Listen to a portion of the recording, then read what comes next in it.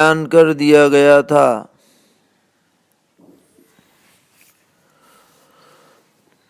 السلام علیکم ورحمۃ اللہ وبرکاتہ۔ الحمد للہ رب العالمین، اشہد ان لا الہ الا اللہ وحدہ لا شریک لہ، وأشهد أن سيدنا ومولانا محمدا عبده ورسوله، صلى الله تبارك وتعالى عليه وعلى آله وأصحابه وذرياته أجمعين. أما بعد، فأعوذ بالله من الشيطان الرجيم. بسم الله الرحمن الرحيم. وإذ أسر النبي إلى بعض أزواجه حديثا فلما نبأت به وأظهره الله عليه عرف بعضه وأعرض عن بعض، فلما نبأها به قالت من أنبأك هذا؟ قال نبأني العليم الخبير. صدق الله مولانا العلي العظيم.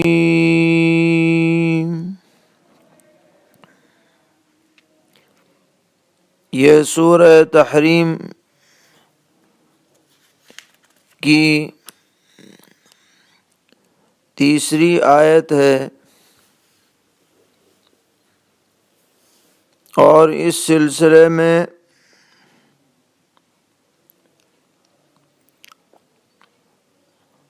پس منظر کے طور پر واقعہ کل بیان کر دیا گیا تھا، اور اسی ضمن میں یہ بات آئی تھی کہ جب نبی اکرم علیہ الصلاۃ والسلام نے شہد استعمال نہ کرنے کا عزم اور ارادہ فرما لیا، تو حضرت حفصہ رضی اللہ تعالی عنہا سے بطور حسن معاشرت کے یہ تاکید فرمائی کہ تم میری اس بات کو کسی اور سے نقل مت کرنا۔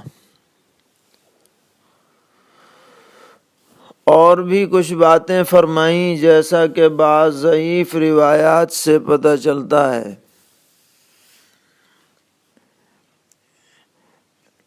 لیکن ہوا یہ کہ حضرت حفصہ رضی اللہ تعالی عنہ نے نہ جانے کس مصلحت سے یا بے خیالی میں وہ بات جس سے پیغمبر علیہ السلام نے منع فرمایا تھا،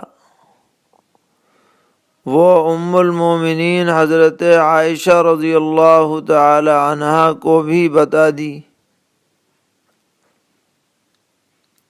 تو پیغمبر علیہ السلام کا جو راز تھا، اس راز کا حضرت حفصہ رضی اللہ تعالی عنہا سے افشا ہو گیا۔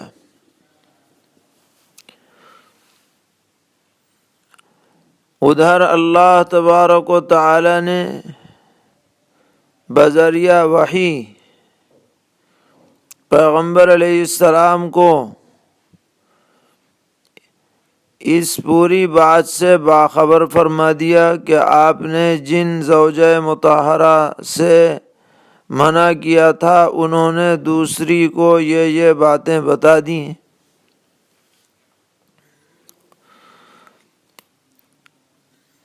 جب آپ کو بذریعہ وحی یہ باتیں معلوم ہوئیں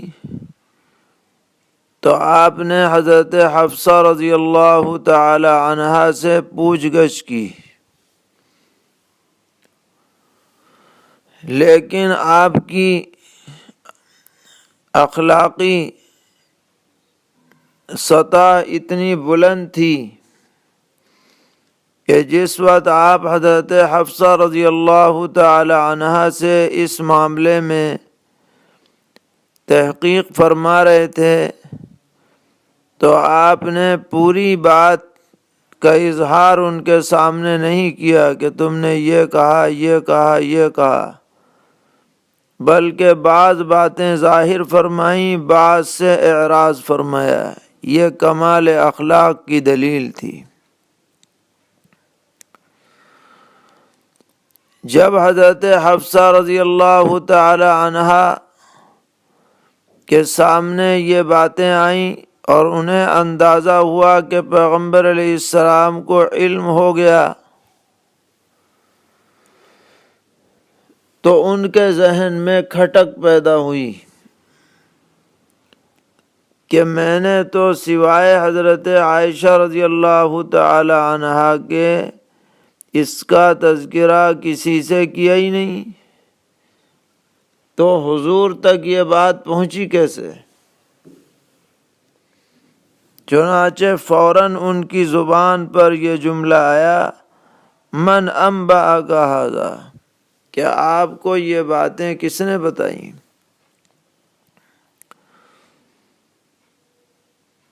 تو اللہ تعالیٰ کی طرف سے وضاحت پیش کی گئی کہ نبی اکرم علیہ الصلاۃ والسلام نے جواب دیا، نبأنی العلیم الخبیر، کہ مجھے اس ذات نے یہ ساری باتیں بتائی ہیں جو علیم بھی ہے خبیر بھی ہے، جسے پل پل کی خبر ہے، اگلی پچھلی سب باتوں کی خبر ہے، کوئی چیز اس سے مخفی نہ ہے، نہ ہوگی اور نہ رہی ہے۔ اس معاملے سے یہ بات کھل کر کے آ گئی کہ آدمی چاہے خفیہ طور پر کسی سے کوئی بات کہے یا علانیہ کسی سے کہے، وہ ہم جیسے انسانوں سے تو بہت ممکن ہے کہ مخفی رہ جائے، مگر اللہ تبارک و تعالی سے کوئی چیز مخفی نہیں ہے، اور اللہ تبارک و تعالی ان تمام باتوں کے متعلق پیغمبر علیہ الصلاۃ والسلام کو بتانے پر قادر ہیں، اور آپ نے بتا دیا، اور ازواج مطہرات اور ان کے ذریعے سے ساری امت تک یہ پیغام چلا گیا کہ پیغمبر علیہ الصلاۃ والسلام کو کوئی فریب نہیں دے سکتا، اور آپ سے چھپا کر کے کوئی نامناسب کام کر لے یہ ہو نہیں سکتا، کیونکہ اللہ تبارک و تعالی آپ کو ہر چیز سے باخبر فرما دیں گے۔ تو واقعہ جو پیش آیا، جیسا کہ کل بھی ہم نے عرض کیا تھا کہ اس میں بظاہر ان ازواج مطہرات کی طرف سے کوتاہی معلوم ہو رہی ہے، لیکن دراصل اس واقعے سے جو نصیحت ہمیں ملی، جو ہدایت ہمیں ملی، اس کے اعتبار سے اس گویا کے شر میں سے بھی خیر کا پہلو اجاگر ہو کر کے آیا ہے، اور سرور عالم حضرت محمد مصطفیٰ صلی اللہ تعالی علیہ وسلم کی انتہائی دانش مندی، صبر و تحمل، حلم و بردباری، کمال اخلاق، بہترین اور پاکیزہ کردار مزید نکھر کر کے سامنے آیا ہے، اور آپ کے اس کردار کے اندر قیامت تک آنے والے امت کے تمام شوہروں کے لیے بھی بہترین نمونہ اور اسوہ موجود ہے کہ تمہیں اپنی بیویوں کے ساتھ کیسا برتاؤ کرنا ہے، اپنی بیویوں کے ساتھ کس طریقے پر حسن تدبیر سے کام لینا ہے، ان کی طرف سے اگر کوئی ناگوار بات پیش آئے تو اس کو کیسے نبھانا ہے اور اس کو صحیح رخ پر کیسے قائم کرنا ہے، یہ نصیحت بھی اس واقعے سے نکل کر کے آئی۔ اس کے بعد فرمایا جا رہا ہے کہ اگر یہ دونوں یعنی حضرت حفصہ اور حضرت عائشہ صدیقہ رضی اللہ تعالی عنہما اپنی باتوں سے توبہ کر لیں اور جو کچھ کوتاہی ہوئی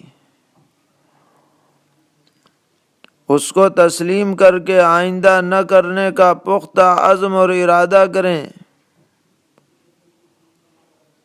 اور کسی بھی بے اعتدالی میں مبتلا نہ ہوں، تو بڑی اچھی بات ہے۔ اللہ تعالیٰ توبہ کو قبول فرمانے والے ہیں، وہ معاف فرما دیں گے، حالات سب درست ہو جائیں گے، کوئی حرج کی بات نہیں۔ لیکن کان کھول کر کے سن لیں، تمام ازواج مطہرات کہ اگر وہ پیغمبر علیہ السلام کے ساتھ ادب اور احترام کا معاملہ نہیں کریں گی اور ان کی باتوں کا منہ در منہ جواب دیں گی، تو وہ سن لیں اچھی طرح سے اور ذہن میں یہ بات بالکل راسخ کر لیں کہ ایسی صورت میں نقصان پیغمبر علیہ السلام کا نہیں ہوگا، بلکہ نقصان خود ان ازواج مطہرات کا ہوگا جو اس راستے پہ چل رہی ہیں۔ میاں بیوی کا رشتہ بہت نازک ہوتا ہے،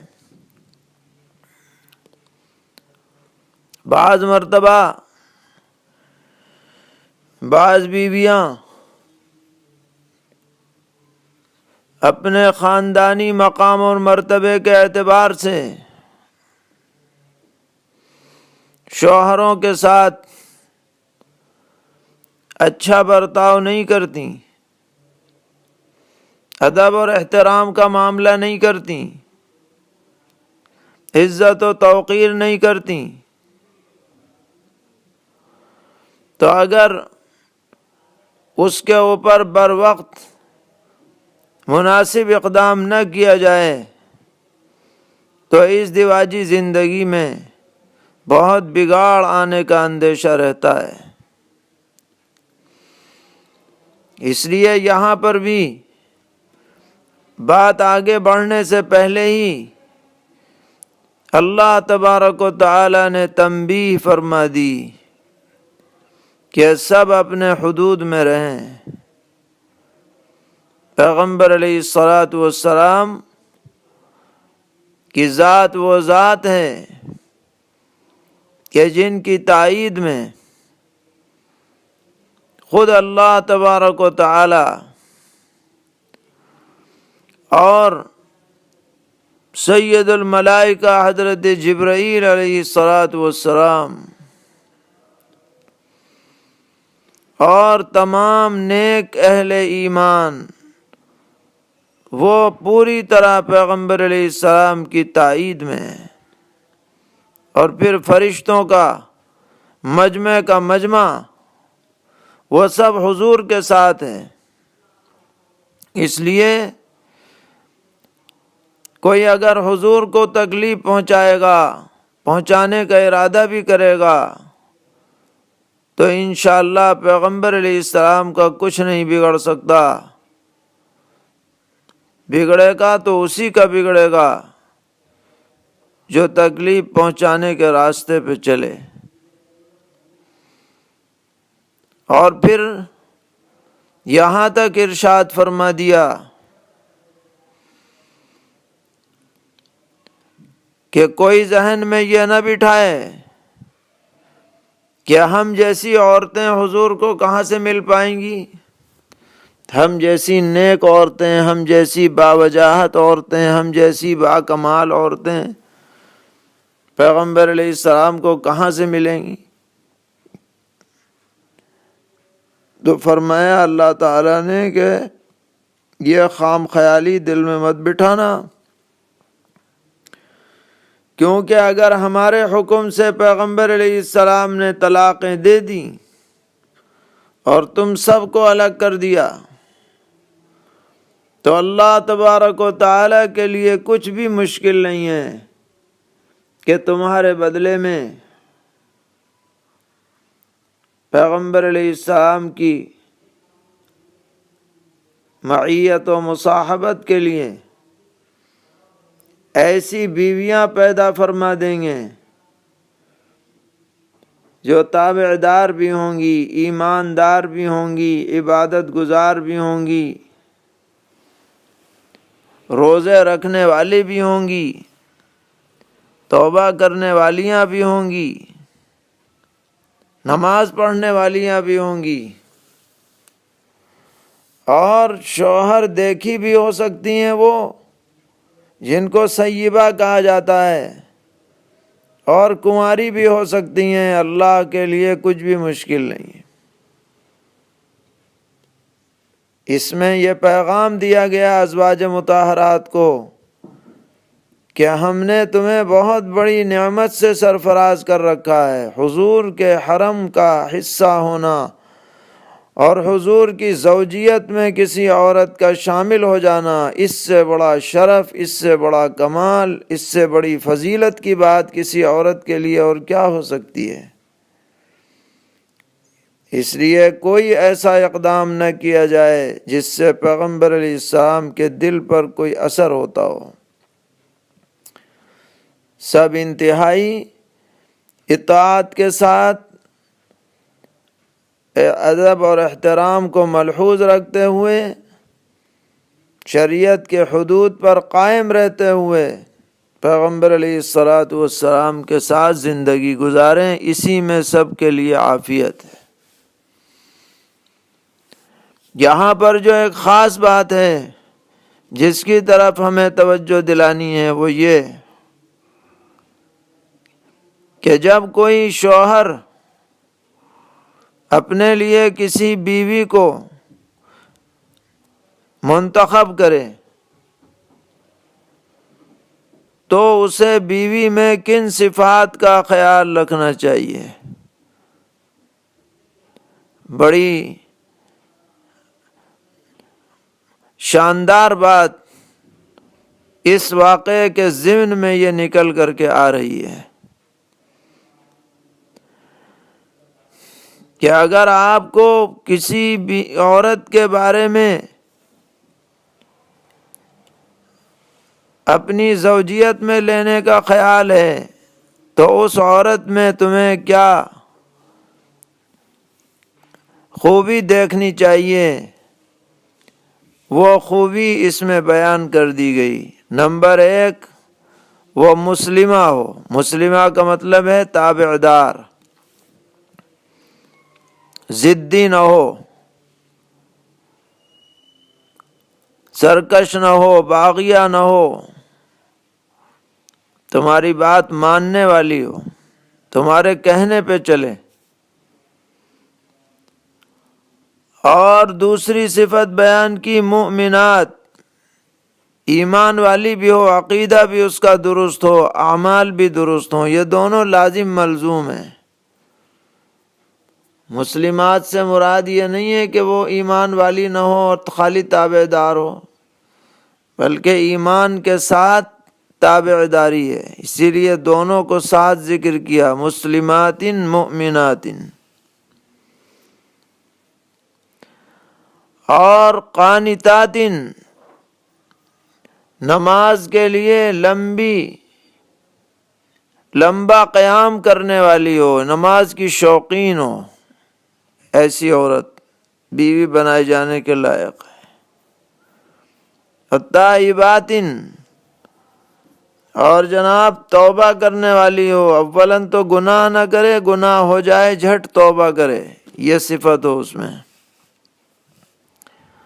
اور عابدات، اور نیکی کی شوقین ہو، عبادت کی شوقین ہو۔ اور سائحات، اکثر لوگوں نے اس کا ترجمہ کیا روزے دار ہو، روزہ رکھنے کا اس کو شوق ہو۔ خلاصہ یہ کہ وہ اعلیٰ درجے کی دیندار ہو، ایسی عورت کو آپ اپنی زوجیت کے لیے منتخب کریں، جس کا تذکرہ قرآن پاک میں پیغمبر علیہ الصلاۃ کی ازواج کے ضمن میں آیا ہے، اور فرمایا یہ بھی نہیں دیکھنا کہ وہ کنواری ہی ہو، ٹھیک ہے کنواری بھی ہو جائے ان صفات کے ساتھ وہ بھی بہتر ہے، لیکن کبھی کبھی کنواری کے مقابلے میں شوہر دیکھی ہوئی مطلقہ یا بیوہ، اس سے نکاح کرنے کی مصلحت زیادہ ہوتی ہے۔ چنانچہ روایت میں ہے کہ سیدنا حضرت جابر رضی اللہ تعالی عنہ ایک سفر سے واپسی میں پیغمبر علیہ السلام نے دیکھا کہ وہ جلدی جلدی آگے جانے کی کوشش فرما رہے ہیں۔ حضور نے پوچھا کہ کیا بات ہے جابر، بہت جلدی آ رہی ہے؟ عرض کیا کہ حضرت میں نے شادی کر لی ہے۔ کہ اچھا، کس سے کی ہے شادی؟ کنواری سے کی ہے یا شوہر دیکھی سے کی ہے؟ کہ جی شوہر دیکھی سے کی ہے۔ کہہ رہے تم تو جوان آدمی ہو، تم نے کنواری سے کیوں نہ کی؟ اس سے تمہاری اچھی پٹتی۔ تو عرض کیا کہ حضرت میرے والد شہید ہو چکے احد میں، اور میری بہنیں ہیں، کئی بہنیں، بعد میں 7 ہیں، بعد میں 9 ہیں۔ اب اگر میں کنواری لے کر کے آتا تو وہ ان بہنوں میں رل مل جاتی اور ان کی نگرانی اچھی طرح نہ ہو پاتی، اس لیے میں نے بہنوں کی خاطر تجربہ کار عورت سے نکاح کیا ہے۔ جب یہ بات حضور نے سنی تو آپ بہت خوش ہوئے اور بہت دعائیں دیں کہ مصلحت کا تقاضا اس صورت میں یہی ہے۔ تو عام حالات میں اچھا ہے کنواری سے آدمی نکاح کرے، لیکن اگر خصوصی حالات ہوں تو شوہر دیکھی ہوئی یا بیوہ سے بھی نکاح کیا جا سکتا ہے۔ لیکن کہنا ہمیں یہ ہے کہ جس سے بھی نکاح کیا جائے اس میں دینداری دیکھی جائے۔ چنانچہ پیغمبر علیہ السلام نے ایک روایت میں فرمایا کہ عورت سے جو نکاح کیا جاتا ہے، کوئی مال کی وجہ سے کرتا ہے، کوئی خوبصورتی کی وجہ سے کرتا ہے، کوئی جو ہے خاندان دیکھا کرتا ہے، اور کوئی دین دیکھتا ہے، فرمایا فاظفر بذات الدین، دینداری والے رشتے کو لپک لو، ہاتھ سے جانے نہ دو، کیونکہ دیندار بیوی گھر میں آئے گی تو گھر کا ماحول دینی بنے گا۔ خاص طور پر جو بچے اس دیندار بیوی کی گود میں پلیں اور بڑھیں گے ان کے اندر دین آئے گا، اچھے اخلاق آئیں گے، ان کی اچھی تربیت ہوگی، تو بہت ہی خوبصورت انداز میں تنبیہ کی تنبیہ بھی ہو گئی ازواج مطہرات کو، اور امت کے لیے تعلیم بھی ہو گئی کہ بیویاں منتخب کرو تو یہ صفات دیکھا کرو، یہ نہیں کہ بس ہر جوان اسی چکر میں رہے کہ میں تو پری لے کے آؤں گا، میں تو گویا حور لے کر کے آؤں گا، بھلے سے اس کے اخلاق کیسے ہوں، کردار کیسا ہو، بس خالی صورت میں مر مٹے، تو یہ کوئی چیز نہیں ہے۔ دیکھنا یہ ہے کہ وہ ایمان والی ہے یا نہیں، اطاعت کی صفت اس میں ہے یا نہیں، نمازی ہے یا نہیں، پرہیزگار ہے یا نہیں۔ یہ صفات ہوں گی تو انشاءاللہ گھر جنت نظیر بنے گا، ازدواجی زندگی شاندار گزرے گی، امن و سکون کا ماحول گھر میں قائم ہوگا۔ تو قرآن پاک کا یہ اسلوب ہے کہ واقعات کے پس منظر میں آیات اترتی ہیں، لیکن ہر آیت کے اندر ایک عام نصیحت ہوتی ہے، ایک عام ہدایت ہوتی ہے، عام پیغام ہوتا ہے جس کو سمجھنا ہے، دل میں بٹھانا ہے، عمل میں لانا ہے۔ فرمایا وَإِذْ أَسَرَّ النَّبِيُّ إِلَى بَعْضِ أَزْوَاجِهِ حَدِيثًا، اور جب چھپا کر کہی پیغمبر نے ایک بات اپنی کسی بیوی سے، فَلَمَّا نَبَّأَتْ بِهِ وَأَظْهَرَهُ اللَّهُ عَلَيْهِ عَرَّفَ بَعْضَهُ وَأَعْرَضَ عَن بَعْضٍ، پھر جب اس نے خبر کر دی اس بات کی، اور اللہ تبارک و تعالی نے نبی کو وہ بات بتلا دی، تو پیغمبر نے ان میں سے بعض باتوں کو تو جتلایا اور بعض سے اعراض فرمایا، کمال اخلاق کا ثبوت دیتے ہوئے۔ فَلَمَّا نَبَّأَهَا بِهِ قَالَتْ مَنْ أَنبَأَكَ هَذَا قَالَ نَبَّأَنِيَ الْعَلِيمُ الْخَبِيرُ، پھر جب وہ جتلائی بیوی کو تو وہ فرمانے لگیں کہ آپ کو کس نے یہ بات بتائی؟ تو پیغمبر علیہ السلام نے فرمایا کہ مجھ کو بتایا ہے اس ذات نے جو بہت علم والا اور بہت باخبر ہے، یعنی اللہ تعالیٰ نے مجھے بتایا، وحی کے ذریعے سے مجھے پتہ چلا کہ تم نے بات آؤٹ کر دی۔ إِن تَتُوبَا إِلَى اللَّهِ فَقَدْ صَغَتْ قُلُوبُكُمَا، اگر تم دونوں توبہ کرتی ہو تو جھک پڑے ہیں تمہارے دل، یعنی کوئی بات نہیں ہے،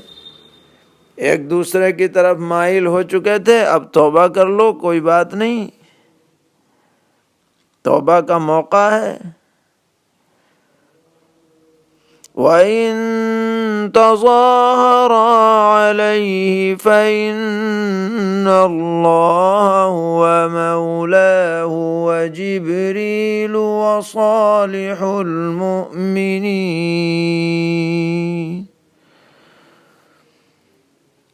اور اگر تم دونوں حضور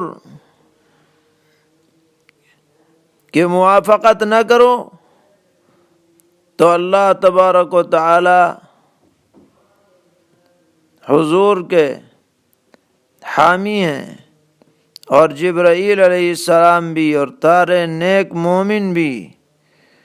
وَالْمَلَائِكَةُ بَعْدَ ذَلِكَ ظَهِيرٌ، اور فرشتے بھی ان کے پیچھے مددگار ہیں، یعنی تمہارا کوئی ساتھ نہیں دے گا،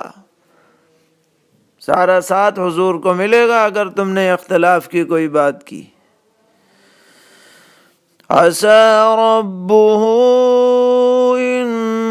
طلقكن أن يبدله أزواجا خيرا منكن مسلمات، اگر نبی چھوڑ دے تم سب کو، ابھی اس کا رب بدلے میں عطا فرما دیں گے ایسی عورتیں جو تم سے بہت اچھی ہیں، حکم بردار، مؤمنات قانتات تائبات عابدات سائحات ثیبات وابکارا، جو یقین رکھنے والیاں ہوں، نماز میں کھڑی ہونے والیاں ہوں، توبہ کرنے والیاں ہوں، عبادت اور بندگی بجا لینے والیاں ہوں، بجا لانے والیاں ہوں، اور روزہ رکھنے والیاں ہوں، چاہے وہ بیاہی ہوں یا کنواری ہوں، اللہ تعالیٰ ایسی عورتوں کا انتظام فرما سکتے ہیں۔ یعنی یہ صفات جو موجود عورتیں ہیں ان میں پیدا ہو جائیں گی اور وہ حضور کے نکاح میں آ جائیں گی، اللہ کے لیے کیا مشکل ہے، لہذا کوئی ناز نخرے میں نہ رہے۔ تو معلوم یہ ہوا کہ تمام ازواج کو اللہ کے حکم کے حدود میں رہنا چاہیے، کسی کو بھی حد سے آگے بڑھنا یہ صحیح اور درست نہیں ہے۔ اللہ تعالیٰ ان سب ہدایات سے ہم سب کو فائدہ اٹھانے کی توفیق عطا فرمائے، ہر طرح کے شرور اور فتن سے محفوظ فرمائے، دارین کی عافیت سے نوازیں۔ وآخر دعوانا ان الحمد للہ رب العالمین۔